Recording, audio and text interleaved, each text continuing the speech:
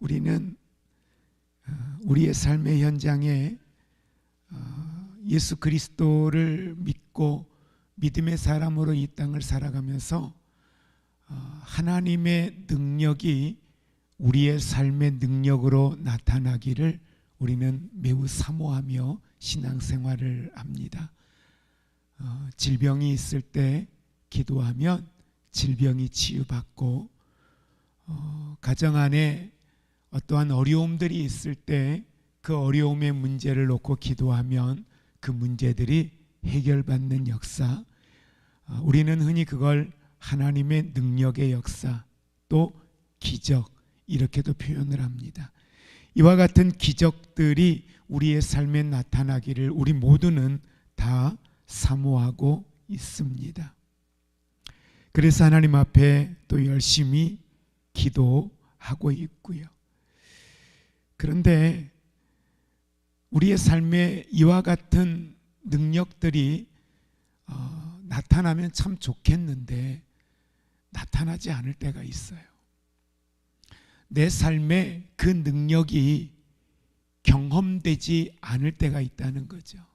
정말 열심히 기도했는데, 열심히 하나님 의지하고 나갔는데 왜 내게는 이러한 역사가 일어나지 않을까?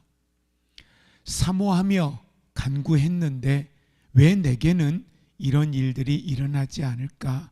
라는 질문을 할 때가 있습니다. 믿음은 그 믿음을 지지해주는, 우리의 삶의 믿음이라고 이야기했을 때 진정한 믿음은 그 믿음을 지지해주는 행위가 없을 때에는 믿음의 힘을 잃게 됩니다. 믿는다고 말하죠. 근데 성경은 믿는다고 말하는 것으로 주님은 우리의 능력, 우리의 삶에 나타내시는 능력이 완성되지는 않더라는 거예요. 꼭 우리에게 요구하시는 게 있었어요. 그게 뭐예요? 믿느냐? 믿는다면 믿음대로 될지어다라고 말씀하시기 전에 우리에게 꼭 요구하는 게 있다는 거예요. 믿으면 뭐 하라는 거예요? 하라는 거예요. 근데 그걸 보고 주님이 일하시더라는 거죠. 기도할 때 믿음으로 기도하죠. 응답 받아요. 응답 받는데 주님은 그 응답 속에 우리에게 꼭 말씀하셔요. 뭘? 믿는다면 하라는 거예요. 뭘? 주님이 요구하시는 게 분명히 꼭 있더라는 거죠. 그래서 믿음은 그 믿음을 지지해주는 순종의 행위가 없을 때에는 믿음의 힘, 믿음의 능력이 나타나지 않더라는 거예요. 그래서 기적은 단순히 하나님의 능력이 우리를 덮치는, 하나님의 능력이 우리에게 일방적으로 쏟아지는 그것이 기적이 아니라 하나님의 말씀에 대한 우리의 믿음의 행함이 같이 맞물려졌을 때에, 우리의 행함이 같이 맞물려졌을 때에 그 가운데 나타나는 능력, 그걸 우리는 사회적 용어로 상호작용이라고도 표현을 합니다. 그러니까 하나님의 능력과 그 능력을 믿고 신뢰하니까 그에 따르는 나의 믿음의 행동, 이것이 같이 맞물려졌을 때에 그 속에 하나님의 기적은 나타나더라는 거예요. 그래서 성경은 우리에게 오늘 본문에도 이야기할 때 행함이 없는 믿음은 뭐예요? 죽은 믿음이라는 거예요. 그 자체가 죽은 것이다 라고 우리에게 이야기하고 있습니다. 근데 여러분, 여기에서 오해하시면 안 되는 게, 내가 가지고 있는 하나님의 능력이 50이고 내가 행하는 것이 50이다, 이렇게 착각하면 안 돼요. 능력의 역사는 하나님의 능력이 100이에요. 그러나 누구에게 그 능력이 나타나느냐라는 거예요. 누구에게 그 기적이 나타나느냐라는 거예요. 50대 50의 지분이 있는 것처럼 착각하시면 안 돼요. 그럴 때 그건 은혜가 되지 않아요.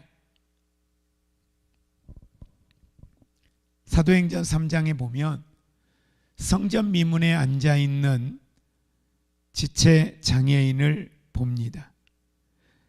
그는 나면서부터 걷지 못했던 지체 장애인입니다. 성전 미문에 그는 오랜 시간을 구걸하며 앉아 있었습니다. 그러면 예수님이 이 성전 미문에 앉아서 구걸하던 사람을 만난 적이 있을까요? 없을까요? 있었어요. 예수님과 많은 만남이 있었습니다. 그런데 중요한 건 그는 아직도 예수님이 부활하시고 예수님이 승천하시고 난 이후에도 그는 성전 미문에 앉아서 구걸하고 있습니다. 베드로와 요한이 성전 미문에 앉아 있는 그에게 대화를 나눕니다.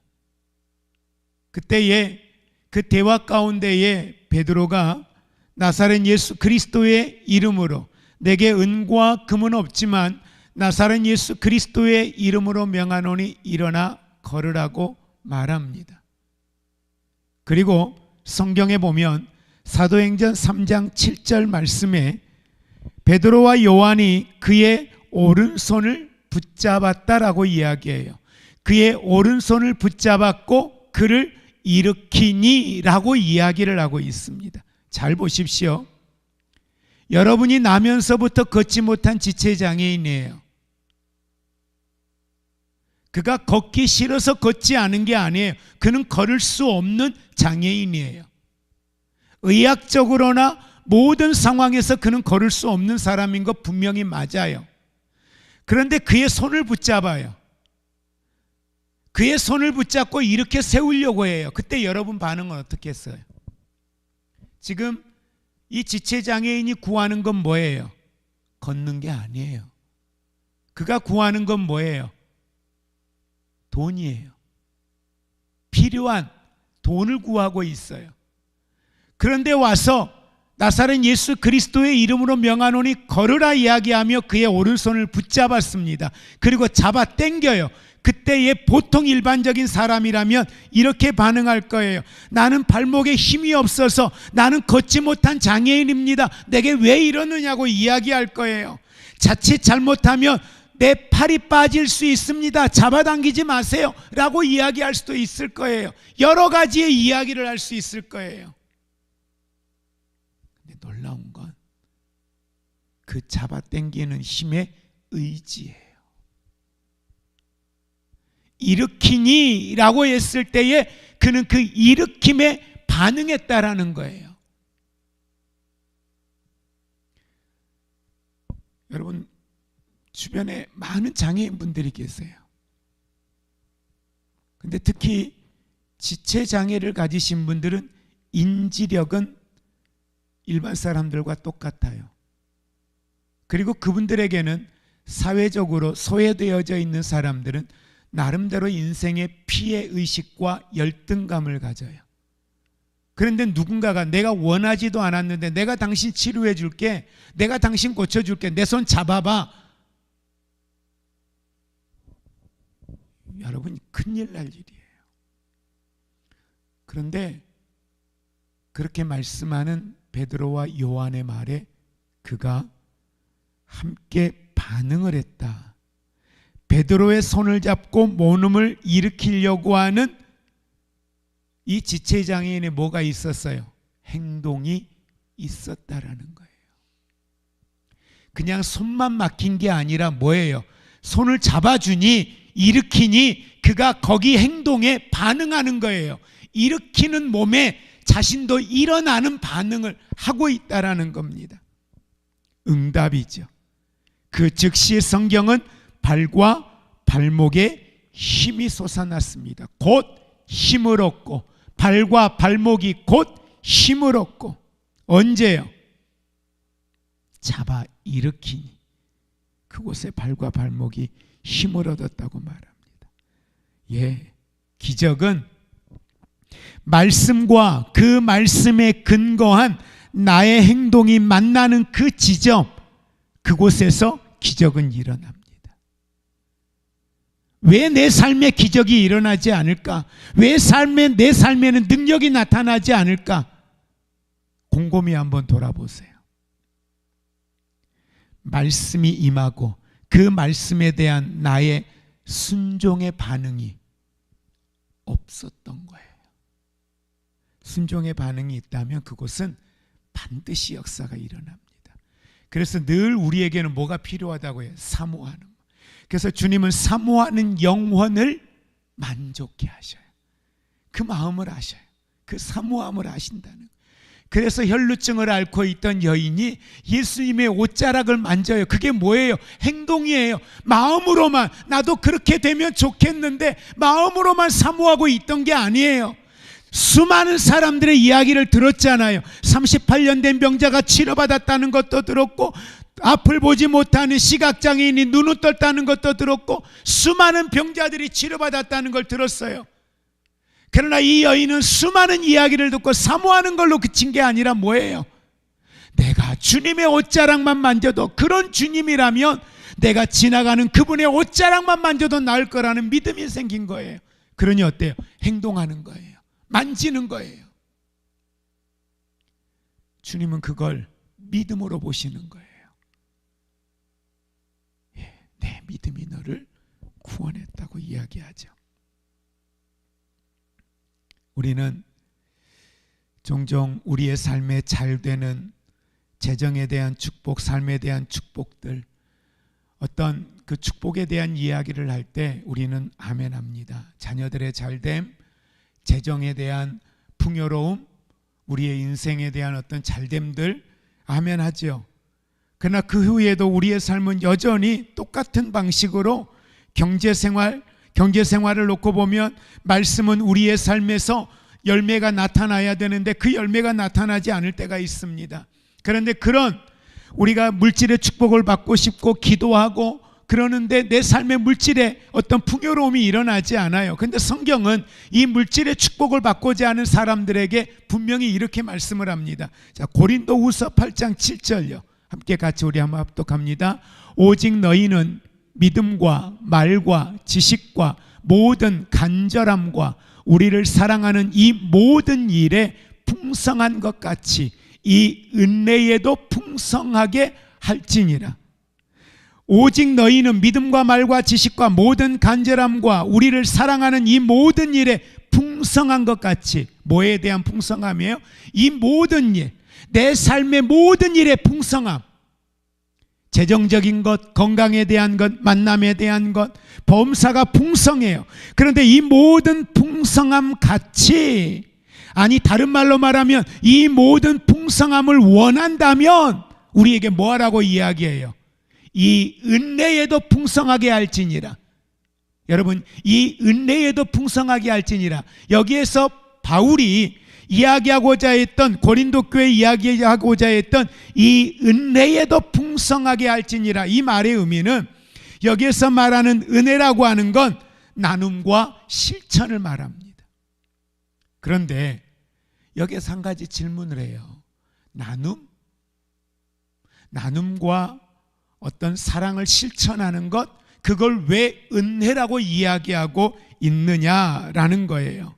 은혜라고 말하고 있는 이유는 사람들의 거래는 어때요? 조건이에요. 내가 하나를 주면 하나보다 더 많은 것들을 받을 거라는 기대감을 가져요. 그게 사람들의 심리예요. 최소한 내가 주는 번전이라도 나는 받을 거라고 생각을 해요. 이건 거래예요. 사람들의 나눔은 보통 이래요. 그 피드백이 오지 않으면 서운함을 가져요. 내가 자기에게 얼마나 잘했는데, 내가 그때 이럴 때 내가 죽도 써다 주고, 이럴 때 내가 맛있는 것도 사드리고, 이럴 때 내가 전화도 하고, 내가 이럴 때 이렇게 했는데 정작 내가 어려움에 처할 때 왜 나에게 그렇게 하지 않지? 이건 뭐예요? 이미 거래예요.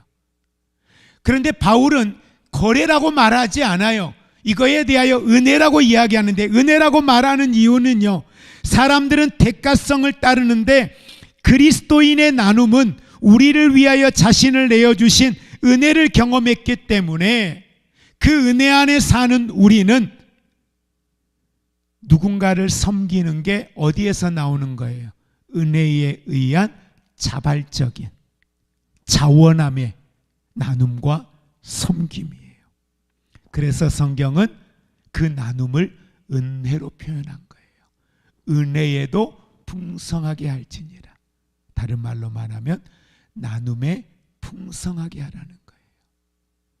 나는 움켜쥐는데, 나는 하나님 앞에 움켜쥐고 있는데 모든 것이 하나님의 것이라고 이야기하면서 주님 앞에 내가 필요한 걸 구하면서 정작 나는 내 삶의 현장에서 그 물질을 쥐고 있으면서 하나님의 것을 하나님의 것으로 인정하지 않고 있다는 거예요.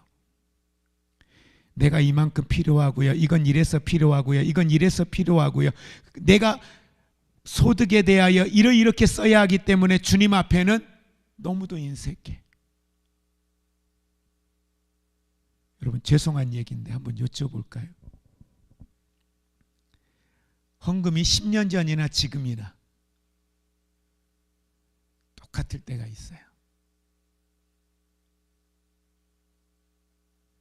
10년 전에도 10,000원,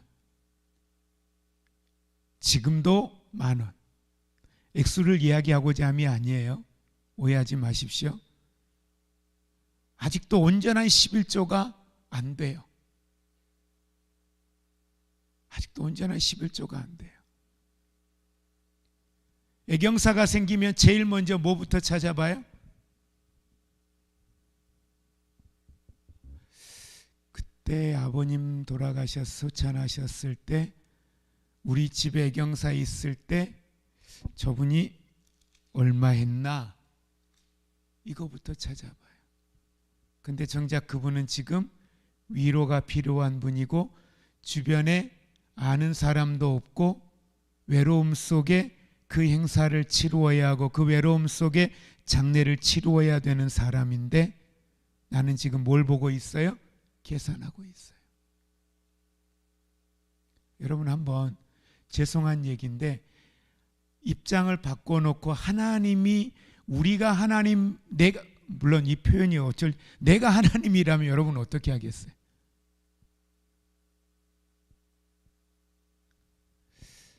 하나님 편에서 우리가 한번 생각을 해보자는 거예요. 그래서 우리에게 필요한 건 주님의 마음이 참 많이 필요한 것 같아요.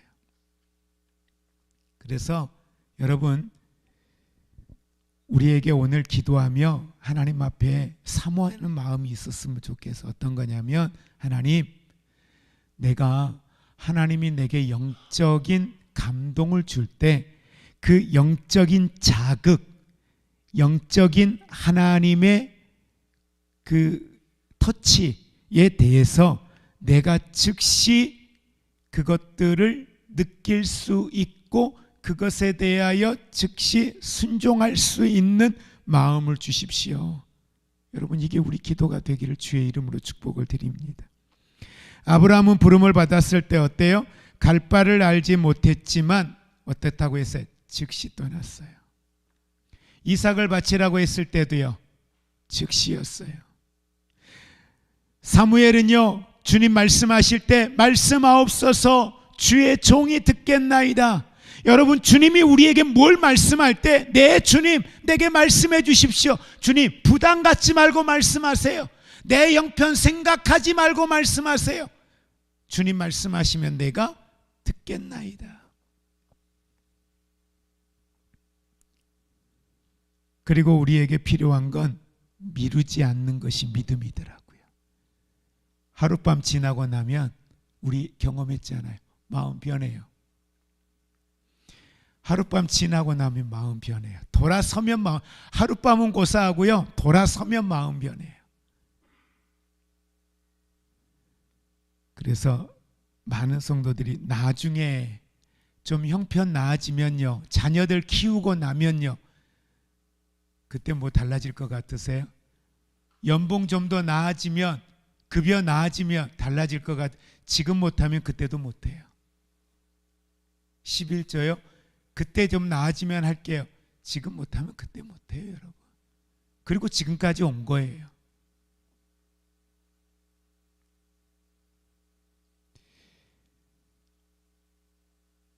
성경의 기적은 언제나 지금이에요. 지금 일어납니다. 말씀이 임할 때 그 즉시 순종이에요. 그때 첫걸음을 떼는 거예요. 바로 그 믿음을 작동시키는 원동력. 여러분, 오늘 우리 안에 있기를 주의 이름으로 축복을 드립니다. 그래서 하나님의 말씀은 그 자체로 생명력이 있어요. 그러나 중요한 건 그 말씀이 내 영의 뿌리를 내리게 하려면 뭐가 필요해요? 나의 행동력, 나의 순종의 토양이 필요한 거예요. 그게 떨어져서 열매를 맺으려면 돌짝밭도 있고요, 가시밭도 있고요. 여러분, 옥토밭이 있어요. 그게 뭐예요? 순종이에요. 그게 옥토밭이에요. 그럴 때 그곳에 뿌리를 내리고 그곳에 생명의 능력이, 열매가 맺혀지는 놀라운 하나님의 능력의 역사가 나타나는 줄 믿으시기 바랍니다. 그래서 한번 우리 고백할까요? 말씀을 듣고 즉시 실천할 때 우리의 삶은 하나님의 능력을 증명하는 통로가 됩니다. 그런 통로가 되기를 주의 이름으로 축복을 드립니다. 그래서 한번 고백합시다. 말씀의 능력을 신뢰합시다. 네, 말씀은 단순한 지식이 아닙니다. 상황을 바꾸는 하나님의 영과 능력임을 믿으시기 바랍니다. 여러분이 성경을 읽다가 하나님의 말씀에 감동이 오면 그 말씀은 하나님의 생명이요 능력인 줄 믿으시기 바랍니다. 두 번째로 행동으로의 부름을 인식하시기 바랍니다. 예배를 드리다가 성경을 읽다가 하나님의 말씀이 여러분에게 임하면 그 말씀을 듣고 순종하며 나아가시기 바랍니다. 그럴 때 내 삶에 어떠한 변화의 요구를 주님이 원하실 때 민감하게 반응하고 깨닫고 나아갈 때 그곳에 열매 맺는 역사가 나타날 줄 믿습니다. 머뭇거리는 순간 하나님의 기적은, 하나님의 능력은 지연됩니다. 믿음으로 행하는 그 발걸음이 기적을 향한 문을 여는 축복의 발걸음인 줄 믿으시기를 주의 이름으로 축복을 드립니다. 말씀을 정리합니다. 오늘 이 밤에 우리가 하나님께서 저와 여러분의 심령에 주신 하나님의 말씀, 감동이 있다면 우리가 이 밤에 순종하며 나아갈 수 있기를 주의 이름으로 축복을 드립니다. 그 말씀을 언제까지 품고만 있겠습니까? 이제 그 말씀 위를 걷는 건 우리의 몫입니다.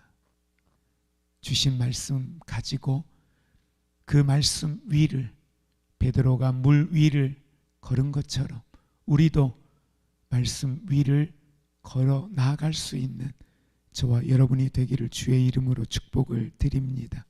오늘 우리가 베드로의 손을 잡았던 그 지체 장애인처럼 여러분 순종의 손을 내밀 때에 하나님은 저와 여러분의 발과 발목에, 우리의 삶의 현장에 기적의 힘을 공급하여 주실 줄 믿습니다. 그 능력이 이 밤에 나의 능력이 되게 하옵소서. 함께 기도하시고 특별히 이 밤에 기도하면서 하나님, 이제는 내가 말씀을 듣는 자로 머물지 않게 하시고 그 말씀에 응답하며 행동하는 하나님의 사람이 되게 주옵소서. 내 삶을 통해 아버지의 영광이 나타나고 하늘의 축복과 풍성한 공급을 경험하는 기적의 현장, 그것이 나의 삶의 현장이 되게 하여 주옵소서. 함께 이 시간 우리 같이 기도하고 각자 주님 가르쳐 주신 기도하시고 돌아가도록 하겠습니다. 우리 함께 같이 기도합니다.